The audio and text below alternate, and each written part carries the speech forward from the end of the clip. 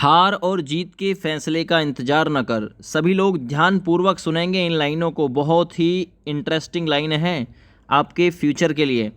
हार और जीत के फैसले का इंतजार न कर, कुछ पल के सुकून को स्वीकार न कर।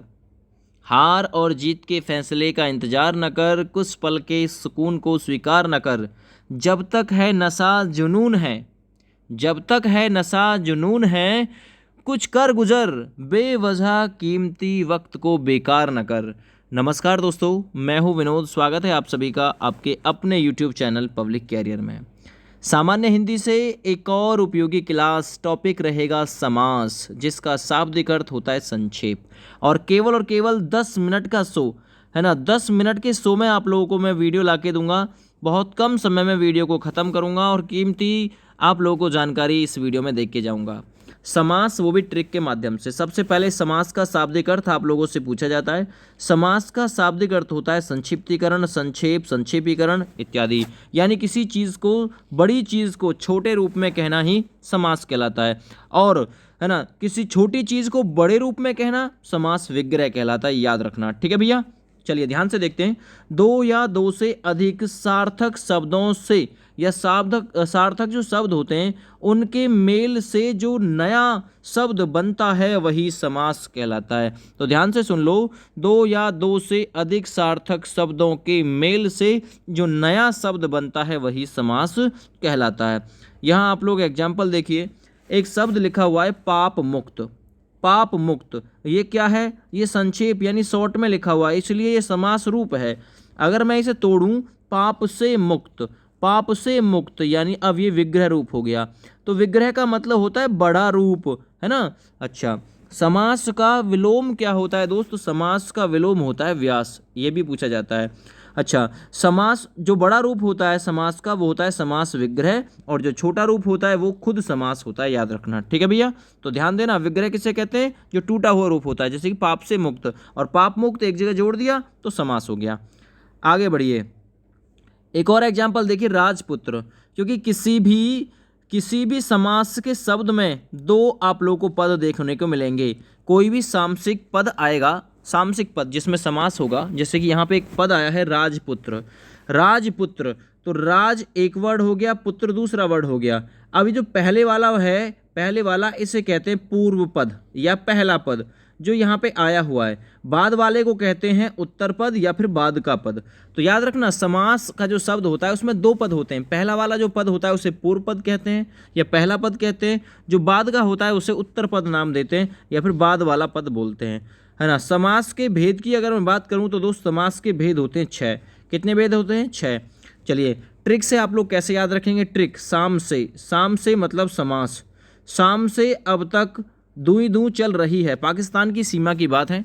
और नॉर्मल आपने देखा होगा, जब मम्मी या पापा बाहर से आते हैं तो कहते हैं भाई पाकिस्तान की सीमा पर बड़ी दूई दूं चल रही है। कब से चल रही है जी? शाम से। शाम से चल रही है, शाम से मतलब समास। अब तक दूई दूं चल रही है, प्रॉपर एक एक वर्ड की वैल्यू है। देखिए, ऐसे अव्ययी भाव समास, वैसे बहुब्रीय समास, अब में अव्ययी बहुब्रीय, है ना। तक में तत्पुरुष समास, कैसे कर्मधारय समास, द्वि से द्विगु समास, द्वि से द्विगु या द्वंद्व, आगे पीछे कोई सा भी कर सकते हैं।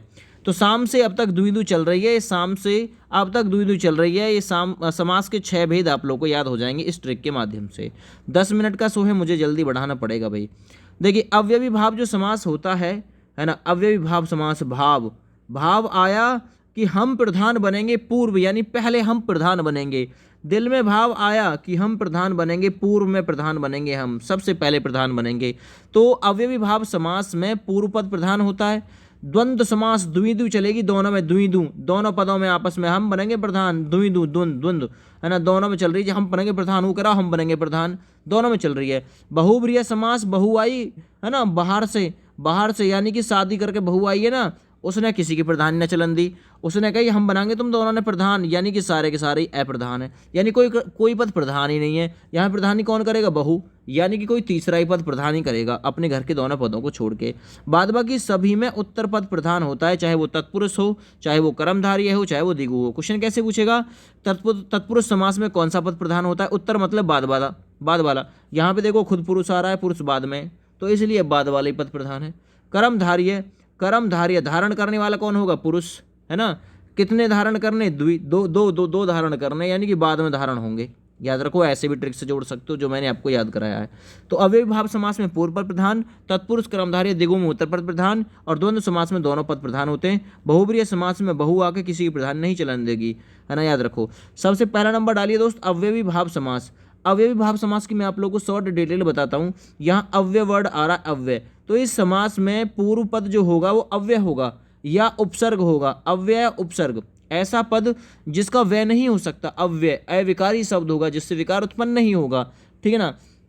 तो अव्यय और उपसर्ग किस में आते हैं दोस्त? ये आते हैं अव्ययी भाव समास में। जैसे कि आप लोगों को देखने के लिए मिलेगा अनु, आ, प्रति, भर, यथा, हर। इसके साथ साथ में जो आपको मैंने मतलब जब उपसर्ग पढ़ाए थे तो उसमें बताया था आप लोगों को आ, अब, उप, अप, अपि, अधि, अनु, सम, सु, नी, वी, निर, दुस, दुस, मतलब दुर, दुस, है ना, प्र, प्रदा, प्रति, परि। ये सभी जो होते हैं ये उपसर्ग इसी में आते हैं, अव्ययी भाव समास में। जैसे कि एग्जाम्पल अनुरूप, यथा शीघ्र, देखो ये रहा यथा, अव्यय शब्द है। यथेष्ट, यथा प्लस इष्ट, ये भी अव्यय शब्द है। यथा संभव अव्यय शब्द है। भरपेट, भर जो यहाँ लगा हुआ ये भी अव्यय है। प्रतिदिन, प्रति उपसर्ग है। आजन्म, आ उपसर्ग है। अनु उपसर्ग है। तो इस प्रकार से आप लोगों को यदि उपसर्ग और अव्यय इन दोनों का मेल कहीं देखने के लिए मिले तो अव्ययी भाव समास हो जाएगा। तत्पुरुष समास में कारक की 6 विभक्ति आती है। कर्ता कारक नहीं आता इसमें, संबोधन कारक नहीं आता। याद रखो, कारक के भेद होते 8, ठीक है ना। याद रखो, तत्पुरुष समास में होता क्या है? बाद वाला पद प्रधान होता है। इसके साथ साथ में इसमें का, की, के, रारी, रे, है ना, से, है ना, के द्वारा, के लिए, मैं, पर इत्यादि आते हैं, क्योंकि इसमें 6 विभक्ति आती हैं कारक की। कर्ता कारक की विभक्ति नहीं आती, संबोधन कारक की विभक्ति नहीं आती, शेष 6 कारकों की विभक्ति इसमें शामिल होती है। जैसे कि एग्जाम्पल से आप लोग देखिए, आप लोगों से पूछे चिड़ी मार में कौन सा? चिड़ी को मार, कर्म तत्पुरुष।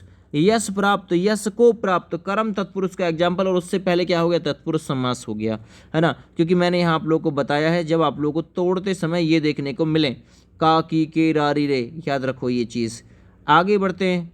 अब जैसे कि यहाँ आया हुआ है का हो गया भाई को, कर्म को, है ना, कर्ता ने कर्म को, तो कर्ता कारक तो आता नहीं है, कर्म कारक आता है। आगे भयाकुल, भयाकुल में कौन सा समास है? भय से आकुल, है ना, भय से आकुल। याद रखो, सूर रचित, यानी सूर द्वारा रचित, तो के द्वारा और से ये आपके आते हैं किस में? ये आपके आते हैं करण कारक में। याद रखो, के लिए संप्रदान कारक में आता है स्नान के लिए घर, स्नान घर।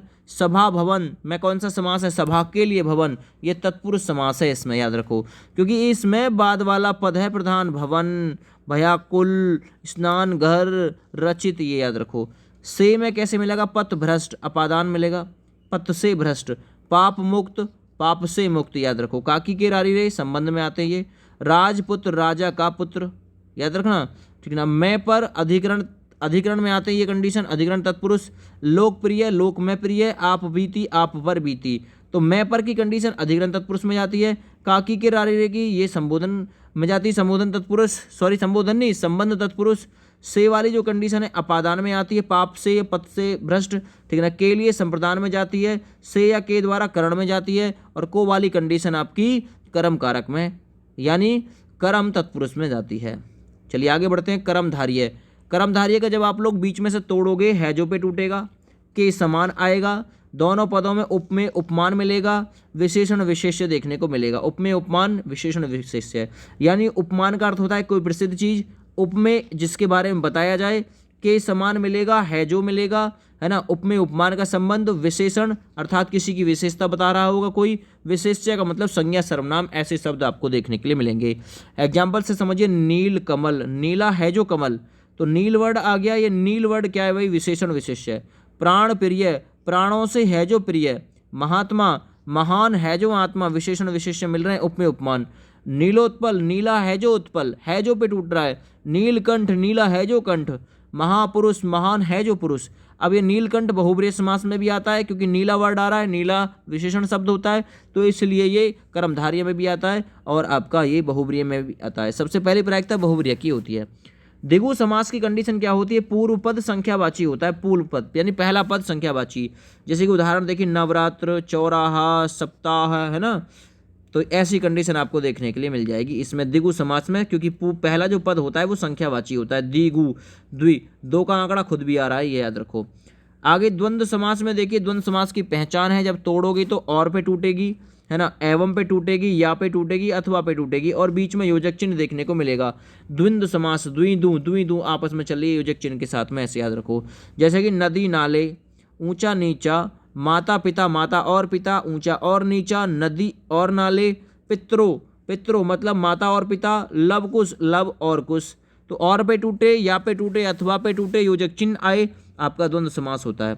आगे बहुब्रीहि समास देखिए, बहुब्रीहि समास ये तो भैया कोई और ही, बहू आएगी, बहू कहाँ से, बाहर से आएगी, और पूरे, है ना, पूरे घर पे शासन करेगी। बहुब्रीहि समास में दोनों पद अप्रधान होते, अप्रधान, यानी ये तीसरे की तरफ इशारा करता है दोस्त, तीसरे पद की ओर इशारा करता है। जैसे कि नीलकंठ, नीलकंठ वर्ड देके भगवान शंकर की तरफ इशारा कर दिया, ठीक है ना। लंबोदर, लंबा है उदर जिसका अर्थात पेट जिसका, गणेश की तरफ इशारा कर दिया। दशानन, दस है आनंद जिसके अर्थात मुख जिसके, तो ये भगवान कृष्ण जी की, सॉरी भगवान गणेश की तरफ इशारा, सॉरी दशानन, 10 है आनंद जिसके, रावण की तरफ इशारा, ये लंबोदर गणेश की तरफ इशारा है। घनश्याम ये कृष्ण जी की तरफ इशारा है। चक्रपाणी, चक्र है पानी में जिसके अर्थात विष्णु जी की तरफ इशारा। चक्रधर, चक्र धारण कर रखा जिन्होंने अर्थात विष्णु जी। वज्रधर इंद्र की तरफ इशारा, ये याद रखो। ऐसी कंडीशन कभी भी मिले आपको जो तीसरे की तरफ इशारा कर रही हो, बहुब्रीहि समास इसमें हो जाएगा, याद रखो। तो ये 10 मिनट का शो था आपका, बहुत ही डिटेल से।